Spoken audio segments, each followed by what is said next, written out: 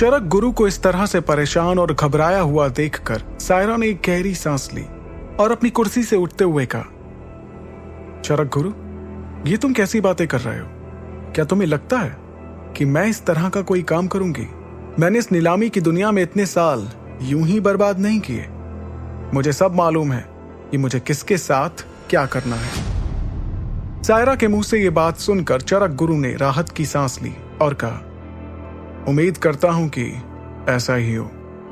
मैं तो बस तुम्हें बताना चाह रहा था कि बरसों पहले मेसिडोरिया शहर में क्या हुआ था। इतना कहते हुए उसने अपनी बातों को खत्म कर दिया, लेकिन हकीकत तो ये थी कि चरक गुरु डर गया था कि कहीं सायरा भूल से भी कोई ऐसी वैसी गलती ना कर बैठे जिससे कि उसे कोई खामियाजा भुगतना पड़े। उधर दूसरी तरफ ध्रुव नीलामी महल से बाहर निकलने के बाद सीधे बाजार चला गया और वहां से कुछ जड़ी बूटियां लेकर शौर्य महल पहुंचा। महल पहुंचकर अपने कमरे में आने पर उसने तुरंत दरवाजा बंद किया और उसके पास जो सामान था उसे अलमारी के अंदर रख दिया। एक गहरी सांस लेने के बाद ध्रुव ने अपने आप से कहा, मैंने इतनी जड़ी बूटियां तो खरीद ही ली हैं जिससे कि अब मैं बिना रुके कम से कम 8 महीनों तक अपनी ट्रेनिंग कर पाऊंगा, या फिर ये भी हो सकता है कि ये साल भर चल जाए। खुद से इतना कहने के बाद ध्रुव अपने बेड पर जाकर लेट गया। उसे अभी नींद की झपकी लगी भी नहीं थी कि तभी दरवाजे पर उसे किसी के आने की आहट सुनाई दी।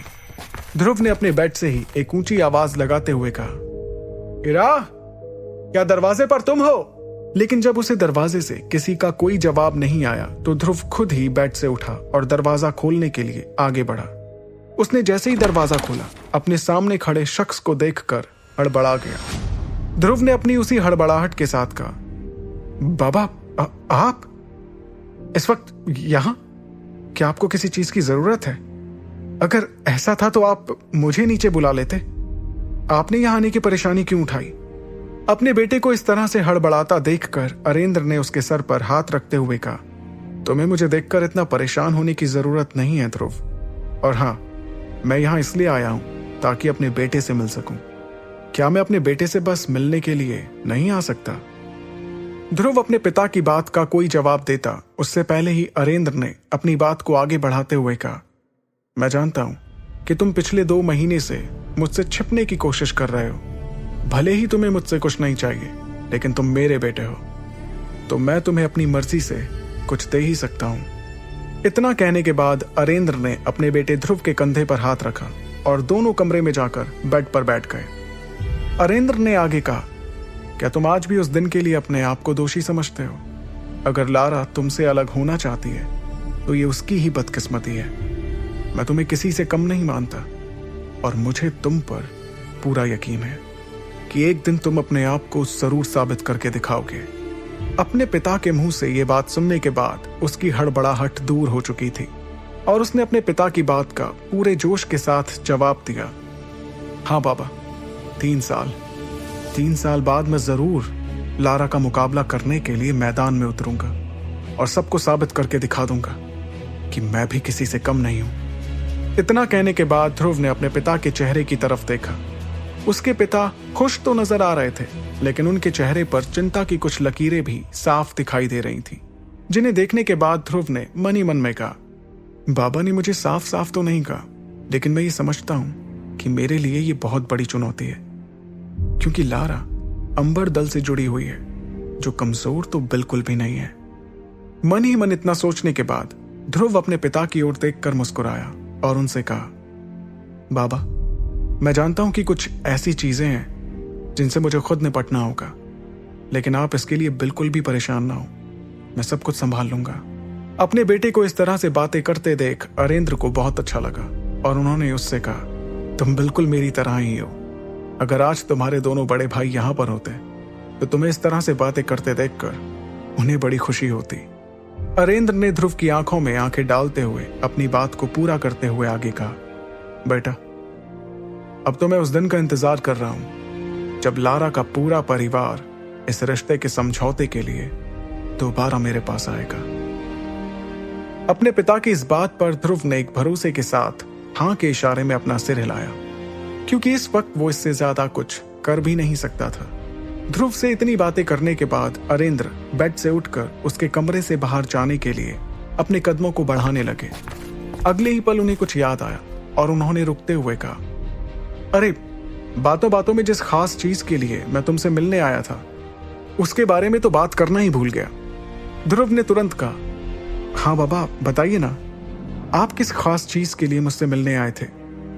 तब अरेंद्र ने अपनी जेब से एक हरे रंग की शीशी निकाली और कहा, मैं तुम्हें यह देने के लिए आया था, तुम इसे मेरी तरफ से एक तोहफा समझो। उस शीशी को देखते ही ध्रुव समझ गया था कि उसके पिता उसके लिए क्या लेकर आए हैं, लेकिन इस वक्त ध्रुव की हालत ऐसी थी कि वो तो इसे देखकर ना तो खुलकर हंस सकता था और ना ही रो सकता था। उसके पिता उसके लिए नीलामी घर से अमृत धारा खरीद कर लाए थे। सब कुछ जानने के बाद भी ध्रुव ने अनजान बनते हुए अपने पिता से हैरानी वाले भाव के साथ पूछा, बाबा ये क्या चीज है? अरेंद्र ने उस शीशी के बारे में बताते हुए कहा, अमृत धारा। बेटा इसे अमृत धारा कहा जाता है, मैंने तुम्हारे लिए इसे आज ही खरीदा है। इसकी खासियत यह है कि ये तुम्हारी शक्तियों को तेजी से बढ़ाने में तुम्हारी मदद करेगी। पानी में इनकी कुछ बूंदें मिला देने से ही ये अपना काम करना शुरू कर देती हैं। ट्रेनिंग के बाद नहाने के पानी में इसकी कुछ ही बूंदें मिला देने से ये तुम्हारी मांसपेशियों को मजबूती देंगी। ध्रुव ने उस शीशी को अपने हाथ में लिया और फिर उसे गौर से देखकर एक बार फिर से अनजान बनते हुए पूछा, बाबा इसे खरीदने के लिए आपने बहुत सारे पैसे खर्च किए होंगे ना? जिसके जवाब में अरेंद्र ने मुस्कुराते हुए कहा, 40,000 सोने के सिक्के। इतना सुनते ही एक बार फिर से ध्रुव ने अनजान बनते हुए अपनी आंखें बड़ी कर ली। इस पर अरेंद्र ने कहा, हाँ मैं जानता हूं कि ये कीमत कुछ ज्यादा है, लेकिन अगर ये तुम्हारे लिए काम आ जाती है तो फिर मुझे ऐसा लगेगा कि मेरे लिए इस अमृत धारा को लेना एक फायदे का सौदा रहा। इस पर ध्रुव ने हैरानी के साथ कहा, आपने सिर्फ इस अमृत धारा को खरीदने के लिए 40,000 सोने के सिक्के खर्च करती है? जब इस बारे में हमारे दल के दूसरे बड़े लोगों को पता चलेगा तो वो लोग आपसे इस बात के लिए बहस कर सकते हैं, आपको परेशान कर सकते हैं। ध्रुव को इस तरह से अपने लिए फिक्रमंद होता देखकर अरेंद्र ने इत्मीनान से कहा, ध्रुव बेटा तुम्हें इस बात के लिए परेशान होने की जरूरत नहीं है। और हाँ, तुम इस बात को क्यों भूल रहे हो कि मैं शौर्य दल का लीडर हूं। वो लोग ज्यादा से ज्यादा मुझ पर इसके लिए नाराज हो सकते हैं, इससे ज्यादा कुछ भी नहीं कर सकते। खुद के लिए अपने पिता का इतना प्यार देखकर ध्रुव ने उन्हें भरोसा दिलाते हुए कहा, बाबा आप मुझ पर भरोसा रखिए। अगर हमारे दल के कुछ लोग आप पर इस खर्च के लिए नाराज भी हो गए तो उन्हें उनकी नाराजगी का जवाब मैं अपने मुकाबले के जरिए दूंगा। अगले साल होने वाले यूथ सेरेमनी में जब वो लोग मेरा मुकाबला देखेंगे तो उनकी सारी नाराजगी दूर हो जाएगी। अपने बेटे का यह विश्वास देखकर अरेंद्र को बहुत खुशी हो रही थी। हालांकि उन्हें इस विश्वास के पीछे की हकीकत मालूम नहीं थी। उन्होंने मुस्कुराते हुए कहा, मुझे तुम्हारा यह आत्मविश्वास देखकर बहुत अच्छा लग रहा है। मैं एक बार फिर से अपने उसी ध्रुव को देखना चाहता हूं जो आज से 3 साल पहले था। अरेंद्र ने जाने से पहले कहा, ठीक है ध्रुव, अब मैं तुम्हारे आराम में और खलल नहीं डालूंगा, तुम जाकर आराम करो। और हाँ, अगर तुम्हें अपने बाबा से किसी भी मदद की जरूरत पड़े तो जरा भी हिचकिचाना मत, ठीक है? इतना कहने के बाद अरेंद्र शौर्य महल में नीचे उतरने के लिए आगे बढ़ने लगे। अभी उन्होंने ध्रुव को देखते हुए 1-2 कदम बढ़ाए ही थे कि उन्हें नीचे से शोर सुनाई देने लगा, जहां पर कुछ लोगों की भीड़ बड़ी ही बेसब्री से उनके आने का इंतजार कर रही थी। नीचे से आता हुआ भीड़ का शोर उन दोनों के कानों तक पहुंच चुका था। शोर सुनकर ध्रुव के चेहरे पर एक परेशानी नजर आ रही थी, तो वहीं दूसरी तरफ अरेंद्र ने उन आवाजों को सुनने के बाद ध्रुव की तरफ देखकर मुस्कुराते हुए कहा, देखा, मैंने तुमसे कहा था ना कि दल के कुछ बड़े लोग मुझे इस 40,000 सोने के सिक्कों के खर्च पर थोड़ा बुरा भला कहेंगे, लेकिन इससे ज्यादा कुछ नहीं। भले ही ध्रुव के पिता के चेहरे पर इस नाराजगी भरे शोर को सुनकर कोई शिकन नहीं दिखाई दे रही थी, लेकिन ध्रुव ने अपने पिता के बारे में फिक्र जताते हुए कहा, बाबा क्या मैं आपके साथ नीचे चलूं? अपने लिए ध्रुव की इस फिक्र को देखते हुए अरेंद्र ने कहा, नहीं ध्रुव, तुम्हें इसके लिए परेशान होने की जरूरत नहीं है। मुझे तो ये सब होने का पहले से ही अंदाजा लग गया था, मैं इन सबको संभाल लूंगा।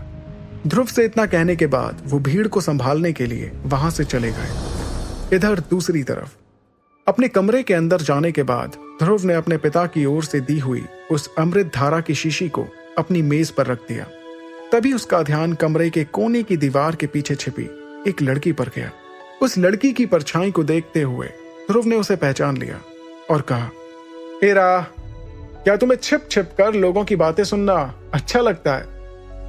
ध्रुव की आवाज सुनकर इरा उसके सामने आ गई और अपने सिर को हिलाते हुए उसने मुस्कुराते हुए कहा, ध्रुव, तुम्हारे बाबा जब तुमसे बात कर रहे थे तो मैंने देखा कि उनके चेहरे पर तुम्हें लेकर कई उम्मीदें हैं। इरा की बात को समझते हुए ध्रुव ने हाँ के इशारे में अपना सिर हिलाया और बेड पर जाकर बैठ गया। तभी इरा ने पास में एक कुर्सी को खींचा और ध्रुव के ठीक सामने रखकर उस पर बैठ गई। अगले ही पल उसने ध्रुव की तरफ देखते हुए उससे पूछा, अच्छा, मैं तो तुमसे दरअसल ये पूछने आई थी कि तुम मुझे दोपहर में कहीं दिखाई नहीं दिए। आखिर तुम उस वक्त कहाँ गायब हो गए थे? इरा के सवाल पर ध्रुव ने उससे नजरें चुराते हुए कहा, कहीं नहीं, मैं तो बस यूं ही टहलने के लिए थोड़ा बाहर चला गया था। उसके इस जवाब देने के तरीके पर इरा को उस पर थोड़ा शक हुआ।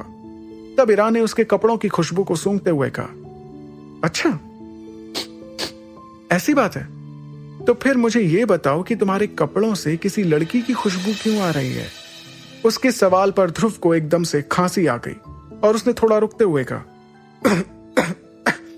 मेरे कपड़ों से किसी लड़की की खुशबू कैसे आ सकती है? इरा के सवाल का जवाब देते वक्त ध्रुव के चेहरे का रंग बदलने लगा था, लेकिन क्योंकि इस वक्त उसने अपने कमरे में कम ही रोशनी कर रखी थी, इसलिए वो और इरा एक दूसरे के चेहरे पर आने वाले हाव भाव को साफ साफ नहीं देख पा रहे थे। ध्रुव के इस जवाब को सुनकर इरा के चेहरे पर हंसी आ गई और अगले ही पल उसने अपनी हंसी को रोकते हुए कहा, अभी थोड़ी देर पहले मैंने ये भी सुना कि तुम अंबर दल को हराने के बारे में सोच रहे थे। अगर ऐसा है तो तुम मुझे भूलना मत, क्योंकि मैं हमेशा तुम्हारी मदद करने के लिए तैयार रहूंगी। अपनी मदद के लिए इरा को हमेशा इस तरह से फिक्रमंद देखकर ध्रुव के चेहरे पर हंसी आ गई और उसने बड़े ही प्यार से इरा के सुंदर चेहरे को अपने दोनों हाथों में कसकर पकड़ लिया। अगले ही पल इरा ने ध्रुव से पूछा, तुम इतना ध्यान से क्या देख रहे हो? कुछ नहीं, मैं तो बस तुम्हारी आंखों में ये देख रहा हूं, तुम्हें मेरी कितनी परवाह रहती है। अगले ही पल इरा ने ध्रुव से कहा, अच्छा, मुझे ऐसा लगता है कि अंबर दल में लारा का जो ट्रेनर है अधीरा, वो ही लारा को बिगाड़ रहा है। सब उसके बारे में बातें करते हैं कि वो एक बहुत ही अच्छा ट्रेनर है, लेकिन मुझे तो ऐसा बिल्कुल भी नहीं लगता। इरा तितली की तरह ध्रुव के कमरे में इधर से उधर टहलते हुए बातें कर रही थी और ध्रुव को बहुत ज्यादा थकान हो रही थी। उसने इरा की बातों पर अब ज्यादा ध्यान न देते हुए सिर्फ इतना कहा, अब बहुत देर हो चुकी है इरा, चलो तुम भी जाकर आराम करो और मुझे भी आराम करने दो। ध्रुव की इस बात को इरा ने ना चाहते हुए भी मान लिया और बाहर जाने के लिए हाँ के इशारे में अपना सिर हिलाया और फिर अगले ही पल उसके कमरे से निकलकर नीचे जाने लगी। इरा जैसे ही अपने कमरे की तरफ आगे बढ़ रही थी, उसे नीचे के एक कमरे में झगड़े का शोर सुनाई देने लगा। ये वही शोर था जो अरेंद्र की ओर से अमृत धारा पर किए गए 40,000 सोने के सिक्कों को लेकर हो रहा था। इरा ने इस शोर की वजह जानने के मकसद से अपने कदमों को उस कमरे की ओर मोड़ दिया। उस कमरे के पास पहुंचते ही अंदर से आती हुई आवाजों को सुनकर इरा को पूरा मामला समझ आ गया था। इरा ने अपने आप से कहा, अच्छा, तो इस वजह से ये लोग अरेंद्र अंकल को परेशान कर रहे हैं। अगले ही पल इरा ने अपने दाहिने हाथ को हवा में ऊपर की ओर उठाया। उसके हाथ में एक गोल्ड कार्ड था। इस कार्ड को 1 लाख सिक्कों के बराबर माना जाता था। अपने हाथ में उस कार्ड को लहराते हुए इरा कमरे के अंदर गई। इरा के कमरे के अंदर आते ही वहां मौजूद सभी लोगों का ध्यान अब उस कार्ड पर था। अब उस कमरे में पूरी तरह से खामोशी छा गई थी। अब सभी इरा के कुछ कहने का इंतजार करते हुए नजर आ रहे थे। आगे की कहानी जानने के लिए सुनते रहिए सुपर योद्धा, सिर्फ पॉकेट एफएम पर। सुपर योद्धा के सारे एपिसोड्स को सुनने के लिए डिस्क्रिप्शन में दी लिंक से डाउनलोड करें पॉकेट एफएम ऐप।